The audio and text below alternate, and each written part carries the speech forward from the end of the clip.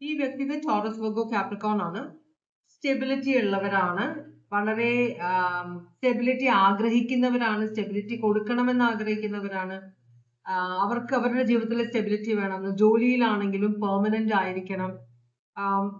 പിന്നെ റിലേഷൻഷിപ്പിലാണെങ്കിലും പെർമനന്റ് ആയിരിക്കണം റിലേഷൻഷിപ്പ് എന്ന് പറയുന്നുണ്ട്. പക്ഷേ ഇവിടെ ഈ എർത്ത് സൈൻ്റെ ഒരു പ്രത്യേകത എന്ന് വെച്ചാൽ എർത്ത് സൈൻ, ചില earth signs, Taurus Virgo Capricorn ആണ് എർത്ത് സൈൻസ്.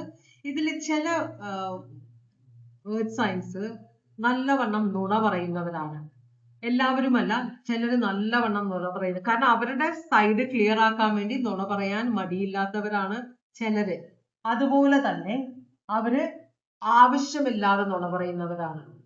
ഇവർക്ക് മെയിൻ കാര്യം, ഇവര് നുണ പറയുന്ന ചിലര്, എല്ലാവരും അല്ല, കാര്യം എന്താണെന്ന് വെച്ചാൽ അവർക്ക് ഒരാള് നമ്മൾ ശാഠ്യം പിടിക്കും, എനിക്ക് ഇപ്പൊ മറുപടി വേണം എന്ന് പറയുമ്പോ ഇവർക്ക് എന്തു പറയണം എന്ന് അറിയില്ല. അപ്പൊ ഇവരുടെ സൈഡ് ക്ലിയർ ആക്കാൻ വേണ്ടി ഇവരൊരു നുണ പറയും. അങ്ങനെയാണ് മിക്കവാറും ഇവർ നുണ പറയുക. ഇവർക്ക് ഇഷ്ടമില്ലാത്ത കാര്യങ്ങൾ നമ്മൾ അവരെ ഫോഴ്സ് ചെയ്ത് ചെയ്യിപ്പിക്കാൻ നോക്കുമ്പോൾ അതിനകത്ത് നിന്ന് ഒഴിവാകാൻ വേണ്ടിയും അവർ നുണ പറയും കേട്ടോ. അങ്ങനെ നുണ പറയുന്നവരാണ് ഇവർ. അതുപോലെ പ്രശ്നങ്ങളിൽ നിന്ന് രക്ഷപ്പെടാനും ഇവർ നുണ പറയും. അപ്പോ അങ്ങനെയുള്ള സ്വഭാവമുള്ള ചിലരാണ് ഇവരെന്നാണ് പറയുന്നത്.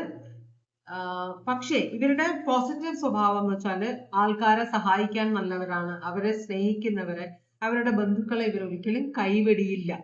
അവർക്ക് വേണ്ടി ഇവര് കാര്യങ്ങൾ ചെയ്തു കൊടുക്കും. ഇവര് പൈസ ഉണ്ടാക്കാനും അതെങ്ങനെ ചെലവാക്കണം എന്ന് അറിയുന്നവരുമാണ് ഇവര്. പൈസ നല്ലവണ്ണം ഉണ്ടാക്കാൻ അറിയുന്നവരാണ്. അതിനു വേണ്ടി ഹാർഡ് വർക്ക് ചെയ്യാനും മടിയില്ലാത്തവരാണ്.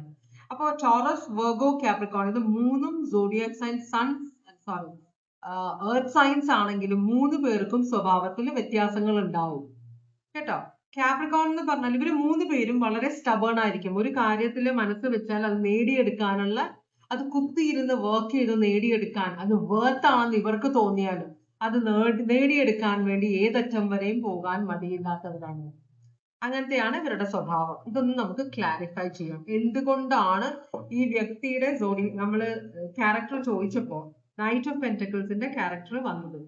ഇപ്പൊ ഇനി നൈറ്റ് ഓഫ് പെന്റക്കിൾസ് റിലേഷൻഷിപ്പിന്റെ ഇതാണെങ്കിൽ ഈ വ്യക്തി എന്താ ചെയ്യാന്ന് വെച്ചാല് വളരെ സ്ട്രാറ്റജിക് ആയിട്ടാണ് മൂവ് ചെയ്യുക. വളരെ സ്ലോ ആയിട്ട്, വളരെ സ്ലോ എന്ന് പറഞ്ഞാൽ വളരെ വളരെ സ്ലോ ആയിട്ട് മൂവ് ചെയ്യുന്ന ഒരു നൈറ്റ് ആണിത്. വളരെ സ്ലോ ആണ്. അപ്പൊ നിങ്ങൾ കുറച്ച് എടുത്തോ പിടിച്ചോ എന്ന് കാര്യങ്ങൾ നടക്കണമെന്ന് വിചാരിക്കുന്ന ആളാണെങ്കിൽ ഇങ്ങനെ ഒരാളുടെ കൂടെ പോയാൽ നിങ്ങൾക്ക് ഒന്നില്ലെങ്കിൽ വട്ടുപിടിക്കും, അല്ലെങ്കിൽ നിങ്ങൾ